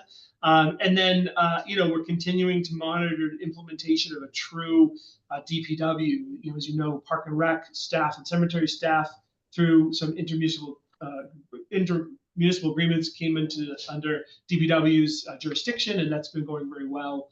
So, overall, we have a lot of work going on. There's a lot of pieces moving forward, but I appreciate, again, having this be a highlight. And one that Dave would like to tick off involves some office hours. So, Dave, do you want to talk a little bit about that and what you? Yes, I just, given the outstanding reaction we got from Dover Days, and some other folks have asked just to offer selectmen's hours and do them at different times, but maybe 1 hour once a month, publish them in Chris's newsletter, and then ask Mona to do the signups just the same way that Nina does her signups.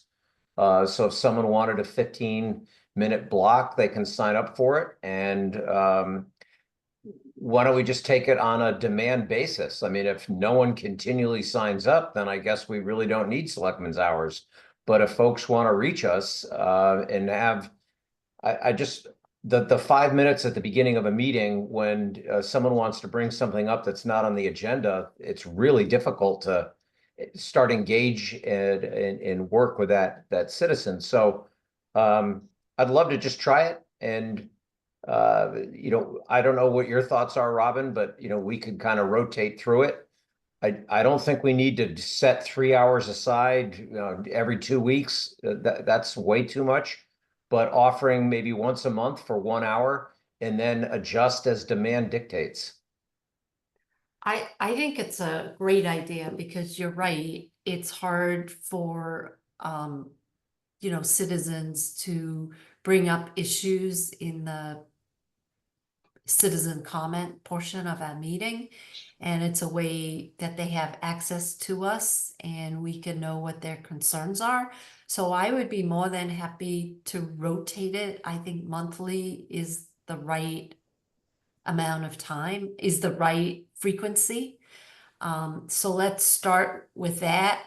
And, my only issue is, do we want to offer it in person only? Do we also maybe want to have 1 month?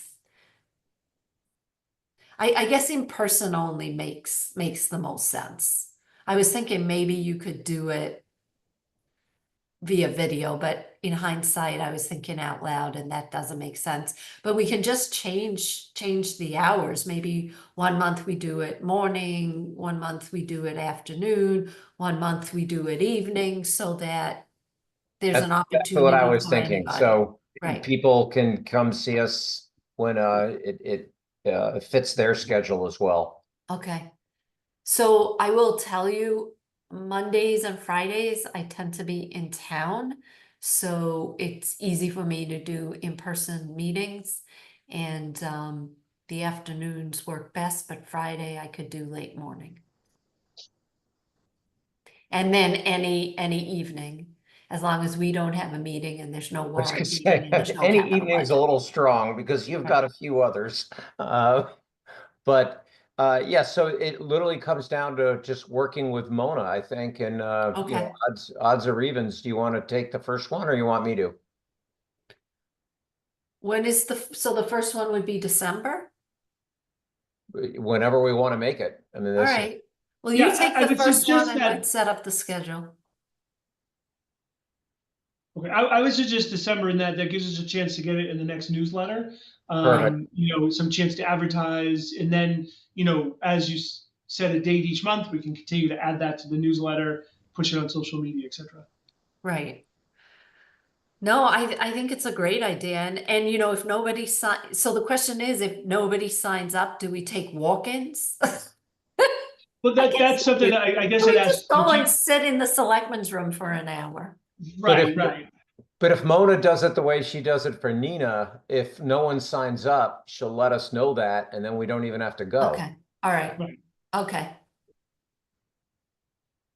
Because you know what's going to happen. Someone's going to sign up for the first 15-minute slot, and then someone's going to sign up for the last 15-minute slot. There'll be no one in between. But that's Murphy's Law. fine. Because if I'm the selectman, I'm probably gonna talk too much and it will take the 15 minutes, will be 25, so it'll be fine. Well, yes, so yes, Mike, I think just coming up with a schedule that works and just go either or not every other is what I meant to say. And we'll just see how it works. But I too, I mean, the one time that I'm not available is Monday mornings. But after that, it just depends on the circumstance, but usually I'm around, so. Okay, That's perfect. and I can do later in the morning on Monday, but let's set it up and we can get it done. You know, I would like to make maybe a suggestion for tweaking, just given everything that's going on, for tweaking one of the goals and objectives so that we can check a box. So we did talk a lot about the Citizens Academy, and I think, you know, we've in our communications with Warrant, we are going to set up a sort of a finance 101 training or academy. So why don't we tweak this goal to have that being the starting point and then leverage off of that? That makes sense because I think that financial education is going to be invaluable to many, many people. And especially if we open it up to committee chairs, and let them get educated on the whole budget building process. Right. I like that. I like that a lot. I mean, this is supposed to be a live document and Oh, absolutely.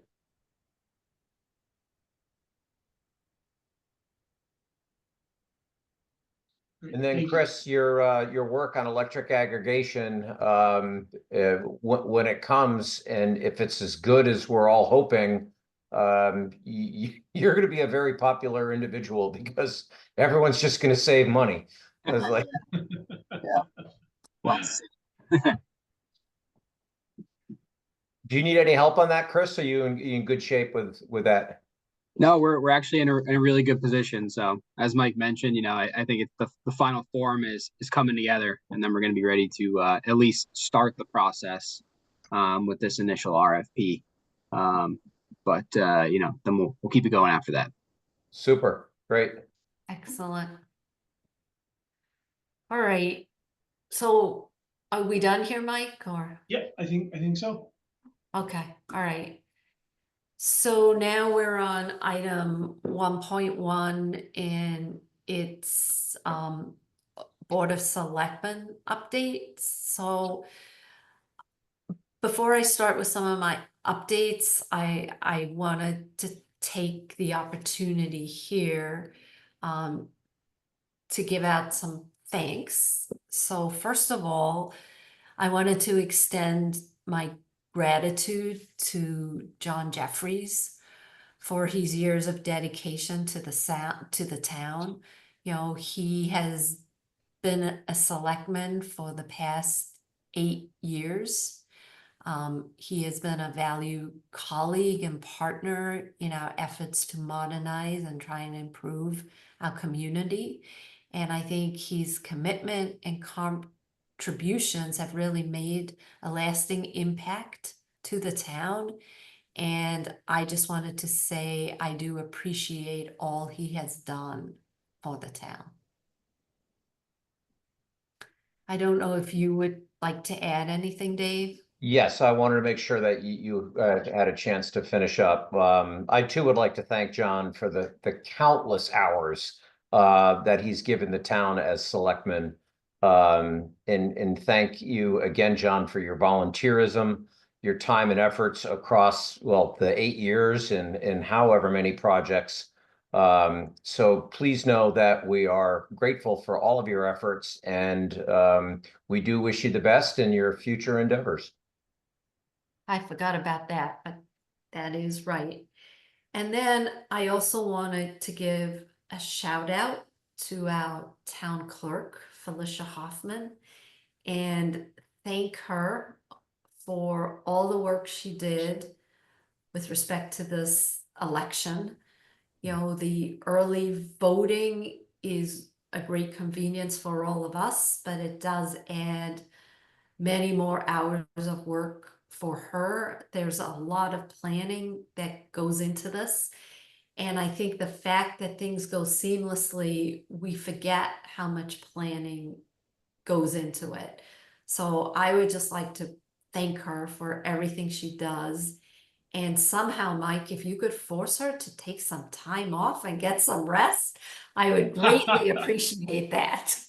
She certainly deserved it. I was going to add that also under my town administrator updates, and I just wanted to add, I'm in the building, during all the early voting and certainly on election day, and I mean this place has been hopping, and Felicia is running up and down, left and right. I popped in a couple times during election day, and I also want to extend to the poll workers that Felicia brings in. Everyone was smiling, happy to be helpful, answering questions, and it just was really just a great vibe. But you're right, she deserves a day off, and I'll see what I can do. It's tough for her to do that, but I'll see what I can do. Okay, Right, and I mean, we had let's start with 80 a week off and then work backwards. So, we got 82% of the voters actually vote. That's a lot of votes that have to be calculated and ballots that have to be counted, and especially when there's write-ins. I mean, Right. people don't realize the chaos that Mickey Mouse can cause, because every time there's a write-in, that ballot, then that write-in has to get counted for that office. Right. And they just handle all that with what appears to be seamless effort, all knowing that it is a lot of effort. And yes, I think we all are very grateful to everyone mentioned, and shout out again for Felicia. Right. And Felicia, hear it now, you need to take some time off. Dave is suggesting an entire week. I'm not sure you can handle that, but if you could, that would be great. If you say a day, you might get 10 minutes. If you say a week, you Right. might get a day. So. Right. So just a quick update, as Mike had mentioned, the housing task force, we meet monthly. We're continuing to move forward with our initiatives. We did go out with an RFP and only got one response that was really not on point for what we were looking for.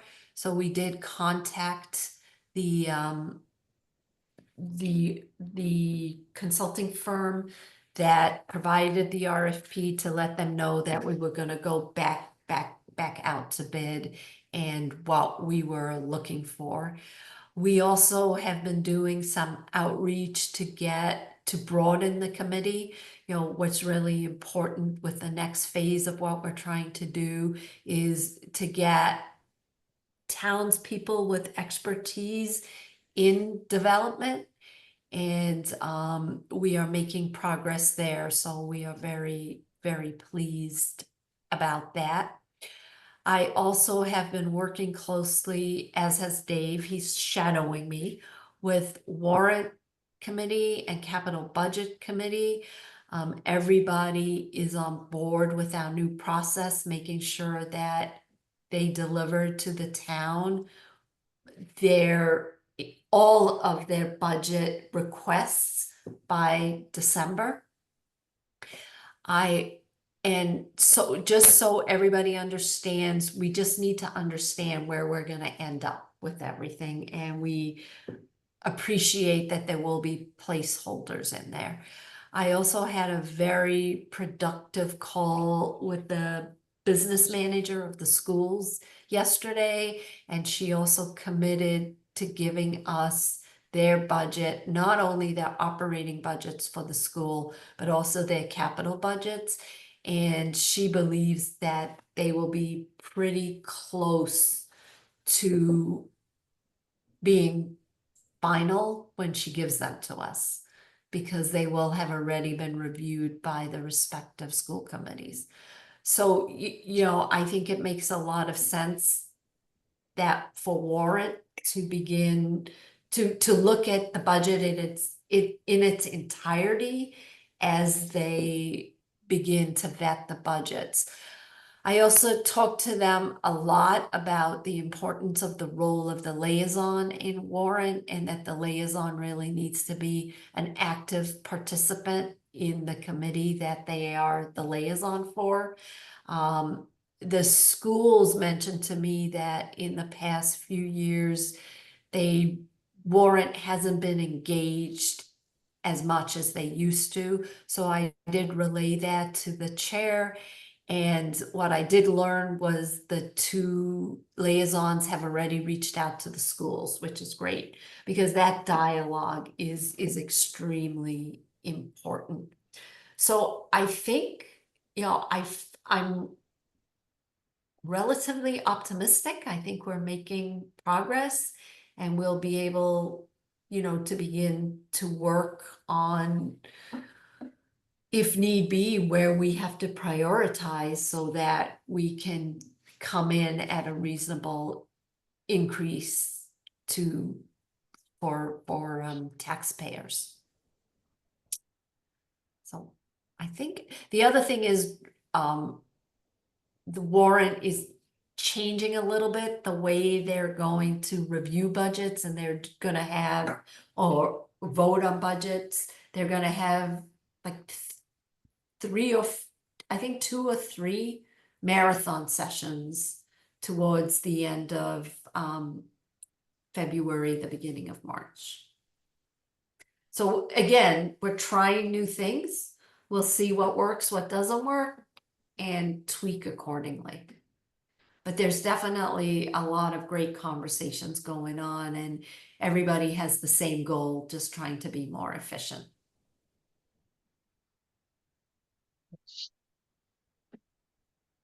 My turn? Yeah, it's your turn. Well, the planning board had a meeting this week, and it was a extremely full agenda with just about anything that they could cover, they did, which was nice, including the first interview for an associate member. So it is great to see the volunteerism is still there and folks are willing to put in that time. The financial working group has kind of been put on hold just due to the realities of the next one, which is the financial director search committee. Mike, are you going to talk about that at all, or? But no, if you want to hit it now, that's fine. Well, we did have some interviews with some good candidates, and we're waiting to speak with a fourth, I guess. And hopefully we will have some candidates that we can bring forth. Also, the 3 to 5 committee, the current chair went on a work pilgrimage where they had to just travel. It's her busy season, so Kate was kind of going crazy, so not much has happened there. But that committee might need some work in getting reconstituted and getting a new chair and some members. Because Kate has taken on additional responsibilities as an assistant town moderator. So I've got to, once Kate gets back, I can nail that down and then get that going. I did field a call from James Stewart. It was great to catch up with him, and he just wanted to know where it was to make sure that it wasn't in a black hole. And so we do have to get that one going. And then the community center building project, Mike, they had to explain to me that way back when there was an approval that you could do the small ones. I'm like, well, Correct.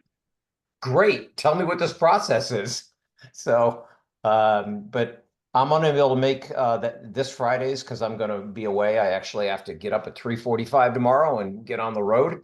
But I will be doing my best to make those PCO meetings with Dick and his committee. It is very helpful to listen to their expertise discuss things. You learn in a very short period of time a whole lot of info, and it's all very beneficial. So those are kind of my updates. Great. So Mike, I think we can go to 1.12, which are your updates. Perfect.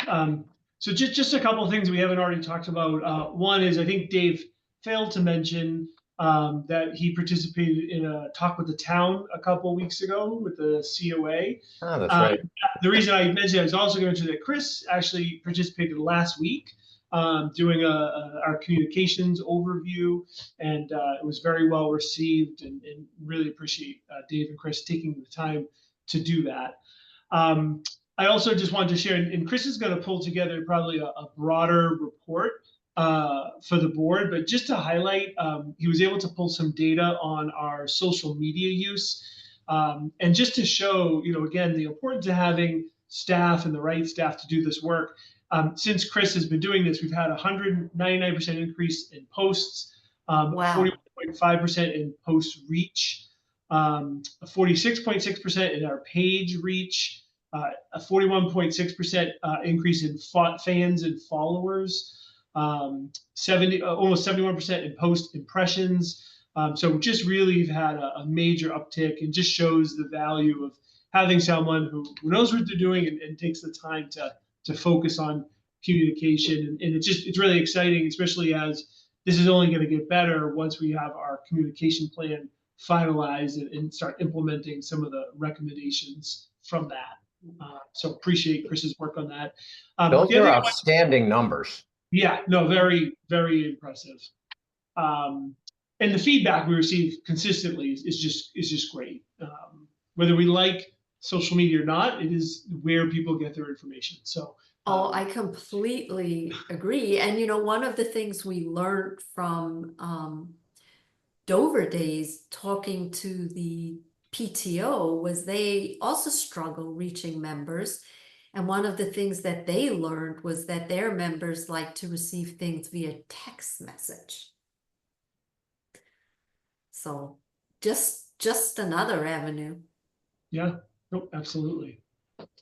And last thing I just wanted to mention, I know the board was made aware of this last month, but I don't think we've had some interruption in our meeting schedule, and I don't think we've announced it publicly. Just that Officer Don Cahill received the AAA Traffic Safety Hero Award last month, and that was related to his work related to motor vehicle enforcement, making the roads in Dover safer for everyone. So just wanted to publicly congratulate Officer Cahill for his hard work and dedication to traffic safety and enforcement in Dover. That's great. Yes. And that's all I had. All right. And wow, we got back on track. And for those of you waiting for a consent agenda, there is none. We did it last week. So with that, I'm going to move to adjourn this meeting. Second, All in favor? I, Robin Hunter. hi, Dave Haviland. Thank you, everybody. Sorry Yes. it was so late, but I think we were able to cover a lot of really good stuff. So really appreciate it. Yes. Thanks, Mona. Thanks, everybody. Thank Sure. you, everybody. Have a good night. Good night. Thanks. Have a great night, guys. Bye.